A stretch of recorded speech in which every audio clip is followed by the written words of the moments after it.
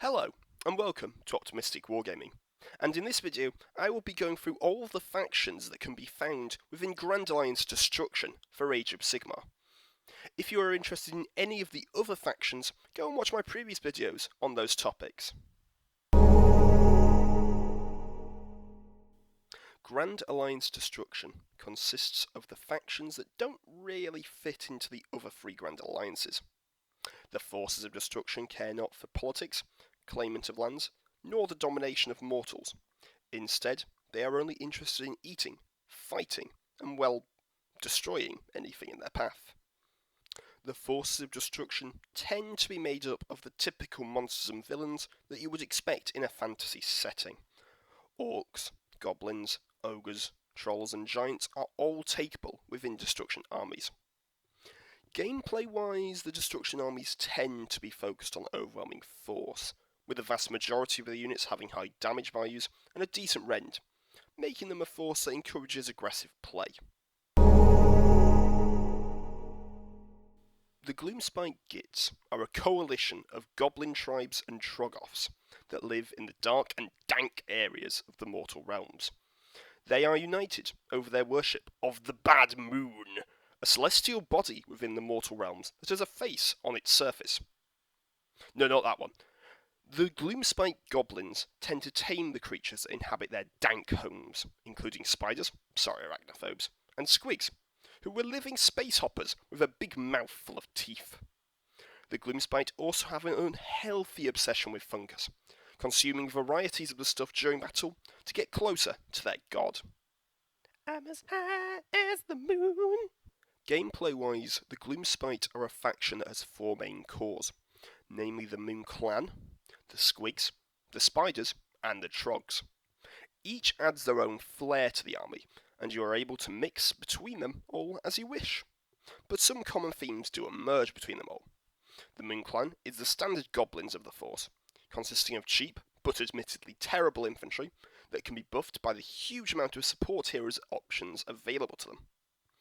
The Moon Clan are the tricksy part of the book, with multiple different ways to provide negatives to hit to them, and units that hide within the larger infantry lines that upon request can emerge in a bloody swing.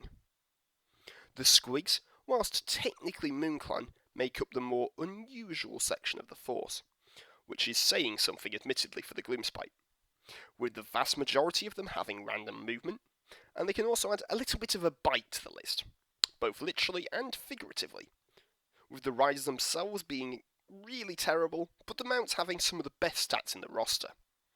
Though that's not saying too much, let's be honest. The Spiders are similar to the Squigs, in that they are mostly cavalry that begin with the letter S, but the damage from these units comes from their ability to inflict a large amount of mortal wounds through their Spider Venom rule. On top of this, the Spiders have the ability to ignore terrain, as spiders tend to be then known for their ability to crawl over things. Unusually though, they have access to the best spellcasters in the book, and one of the best combat units in the book, which is all rolled into one large, barn-sized spider package, which isn't at all terrifying. The Troggoths are the elite group of the Gloomspite, and in many ways the opposite to the rest of the roster. The Trogs are heavily elite, with a variety of rules to increase their durability, and having the ability to regenerate wounds lost. This makes them great at anchoring a flank. On top of this being large infantry, they tend to get high damage attacks that have a decent rend, though at the cost of not being too reliable at actually hitting. The Gloomy Gobbos also get access to a terrain feature that provides a bubble of ignore morale, which is pretty handy with an army with a pretty low bravery overall. Finally, you have the allegiance ability of the Moon, which, during setup, you declare a corner of the board to be where the moon is coming from. Over the course of the game, the moon will illuminate different sections of the board, starting with the corner you declared, then the whole board, and then the middle. This, however, is not reliable. The moon can skip entire sections, or not even come onto the board at all. However, the moon does provide a number of buffs should it actually arrive on the section, buffing everything inside of the area, and debuffing your opponent. The moon is able to rain meteors down on your opponent, helps you dominate the magic, provides you extra command points, and provides buffs dependent on the individual units. It can make the squigs faster, it can make the Moon Clan hit easier, it can make the poison venom stronger, and finally, your trolls regenerate faster. The Ogor Mawtribes are a collection of large, muscular, and pot-bellied humanoids that wander around the mortal realms, seeking to fight, eat, and drink, like every day is a Friday night, which they claim is in worship of their god. Sure it is. When going to war, the tribes stampede towards the enemy, seeking to eat as soon as possible, and shaking the very earth itself with the sheer weight of their charge, making their fighting style very similar to a game of Hungry Hungry Hippos mixed with an earthquake. On the tabletop, the ogres are about as subtle as throwing a brick through a window. The force is heavily elite, with the vast majority of the book having 4 or more wounds alongside multiple damage attacks, though the force does slightly suffer from a lower than average save value, making their large amount of wounds their primary defence. Surprisingly though, they do have quite a variety of units, with the majority of the roster being decent to exceptional combat brawlers, but they have also access to multiple decent ranged options, reasonably strong spellcasters who double up as chefs, and some of the best monsters and monstrous cavalry in the game, which are collectively known as the Beastclaw Raiders, which admittedly also includes their pets, such as the Sabercats and the Yetis. In theory, it is possible to run the list based around any of these concepts, though close combat tends to be your best approach. The ogres get access to some incredible allegiance abilities that further lean into the aggressive playstyle, allowing you to inflict mortal wounds on the charge, making them more capable to hold objectives, with each model counting as a multiple. An ability that exists in 2 states: hungry, for when you're thinking about food, making you faster when not in combat, as you hear the dinner bell and rush off to the cafeteria, also known as close combat, and eating, which makes you braver in combat, because just like me, you shouldn't bother me when I'm having my lunch. Finally, the Beastclaws get access to a unique ability, which allows you to freeze your opponent the longer they're in combat with you, which admittedly isn't likely to be that long. Finally, the ogres have access to 6 sub-factions, known as Mawtribes. They can be described as a larger stampede that gets better impact hits, and are more bitey, and get smarter whilst they're eating, somehow. The finest chefs in all the realms, making them stronger spellcaster, and providing auras. A tribe that's obsessed with big guns that make the largest booming sound, improving their ranged units. A tribe that has larger and better monsters, allowing you to move faster, act normal for longer, and smash through. One that makes the monstrous cavalry faster, and encourages you to outflank your opponent. And finally, one that makes the pets stronger, as well as providing you with some ranged defense. The Orruk Warclans are a collection of warrior tribes that are united for their love of fighting and winning. The Orruks, who I'm just going to refer to as orcs from now on because it's way easier, are possibly the true followers of Gorkamorka, as all they care about is destruction, primal violence, and their worship through these activities. The orcs that make up the Warclans can be divided into 2 different cultures: the Ironjaws, who are more traditional, cover themselves in armour, and growing to tremendous size, the better to smash the enemy, and the Bone Splitters, who seek to fight and kill monsters, believing that slaying these beasts will grant them their strength. The Warclans book is an unusual one, in that there's actually 3 factions in one, all of which can be taken in the book. Universally though, the orcs are big, with multiple wounds, and a playstyle that focuses on combat damage. But the way that they do this is different depending on the allegiance you choose. The Ironjaws is where all the elite, big armoured brutes of the book live. These orcs are a slow, grindy force, able to take a beating with their exceptional save, whilst simultaneously hitting back with a decent amount of reliable attacks. The Ironjawz also have some solid support heroes in the form of priests who can increase the damage of their attacks, and also can take one of the strongest melee heroes in the game, the Mega Boss, who gets stronger the more he kills. They also benefit from having allegiance abilities that make their charges more reliable, providing movement in the enemy's turn as they get angrier and angrier at their opponent's measly attacks.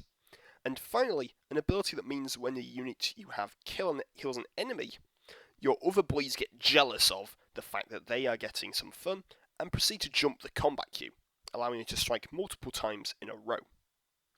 The Bone Splitters, however, take a different approach to combat, tending to play in a more horde-style faction, able to take multiple large units quite easily, and being faster than their armoured counterparts. This makes them more of a glass cannon. On top of this, the Bone Splitters actually have access to ranged units, and the vast majority of their heroes fill more of a support role than a fighting role. The allegiance ability of these orcs focuses more on making them exceptional monster hunters, providing them with bonuses when fighting monsters, auto-passing morale when one dies, and they also have the ability to make a free move at the start of the game. On top of this, they have the ability to ignore damage, thanks to their magic tattoos. This makes about as much sense as it sounds, but it's orcs, let's be honest, logic went out the window ages ago. These two factions have each got 3 sub-factions associated with them. The Ironjawz have access to one that makes your orcs faster, making them charge farther, and being able to move after fighting. One that enjoys fighting near terrain, as well as the ability to buff multiple units at once. And finally, downright clever ones, that are harder to shoot and get more command points. Meanwhile, the Bone Splitters have access to one that forces your opponent to charge you, and gives you the ability to get exploding attacks. Orcs that are full of magical energy, and have the ability to deny enemy magic and the defensive capabilities. And finally, an ice-themed tribe that have better cavalry and greater rend values. Alternatively, you can play the third allegiance, the Big War. This allegiance allows you to take all the units in any combination, and replaces your ability with war points. You receive these points for every turn for doing various things, including turning up, having priests of various flavours, as well as charging or being involved in combat. As you reach for certain thresholds with your points, you get army-wide buffs. They include getting angry and moving when hurt, easier casting at the cost of some points, farther charges, ignoring damage, getting better at hitting and wounding, and finally, at the cost of some points, bonus attacks. This allegiance ability means that as the game goes on, the orcs become truly a force to be reckoned with. At time of recording the latest faction added to Sigmar, the Sons of Behemat are the large, loud, and often drunk descendants of the god beast, well, Behemat, which I'm sure you're glad I pointed it out. These Gargant tribes care not for who or what gets in their way. They simply go where they please, destroying anything that attempts to resist. The Sons of Behemat are usually interested in one of 3 things: looting, fighting, or destroying, and will do any of these things whenever they feel like it, usually at the behest of the tribe's leader. Alternatively, these Gargants are known to act as mercenaries, willing to fight on anyone's behalf for booze, loot, or just the joy of a good scrap. Gameplay-wise, the Gargants have the smallest roster in the game, and the least amount of list variety, with only 4 different units to choose from, and only 1 battle line. The Sons are the most elite army in Sigmar, with a maximum of 10 models and a minimum of 6 in a 2,000 point game. However, they certainly do not need more. The Giants universally have a large amount of wounds, and an above average movement, able to close the gap to your opponent quite quickly. On top of this, they can all inflict mortal wounds on the charge, and can instantly slay infantry or cavalry models as they attack. And, as you can imagine, the Gargants do have a high amount of attacks, all of which have rend, and the vast majority of them have multiple damage. Should your opponent manage to slay one of your models, they can fall onto your opponent's units, inflicting even more mortal wounds. In addition, Each of the bigger giants has their own specialty, with one allowing the movement of objectives, one being able to destroy terrain, and the final Gargant being better at fighting hordes and have better feet attacks, as well as the ability to throw enemy models. On top of this, the spawn of Behemat, when ran in a pure list, counters multiple models for objective holding, able to take objectives from infantry blobs even before killing anything. And finally, the smaller giants can throw rocks, as well as advance and charge, as long as they're near one of their larger brethren. The tribes are then further split into having different allegiance abilities depending on who is in charge, with the allegiance benefits themed as to what each Gargant is good at. The Kraken Eater unlocks better objective holding, as well as additional relics. The War Stomper makes you better versus horde armies, as well as turning the generic command abilities into auras. And finally, the Gatebreaker allows your smaller units to destroy terrain, as well as getting bonuses when fighting a specific kind of unit. Of your choice before the game begins, that is. And that's it. That's all of the core destruction factions. Which is your favourite? With this video, this little series is at an end, and so I will be moving on to do the same with the Horus Heresy. But until next time, thank you for listening, and I hope you enjoyed, and that this series has helped you out in deciding on a faction you want to play. If you have any further questions about anything, just let me know. But until next time, stay optimistic, and most importantly, stay safe. Bye for now.